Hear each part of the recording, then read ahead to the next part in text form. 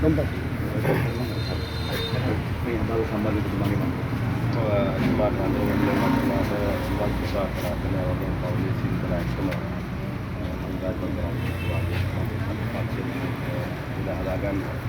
විශේෂයෙන්ම මේ රටේ දේශපාලනය විශාල දීර්ඝ ගමනක් දේශපාලනය කරුණාවදී සිටම තමයි කරන කාලේ තමන් විශ්වාස කරන දේශපාලනය වෙනුවෙන් කැප කරනවා. තමන් විශ්වාස කරන කඳවුර වෙනුවෙන් කැප කරනවා. මම තමයි වෙනි පූර්ණ කාලීන දේශපාලනය කරපු සහ ප්‍රතිපත්තයක් එක්ක දේශපාලනය කරන දේශපාලකයන්ට බොහොම අඩුයි.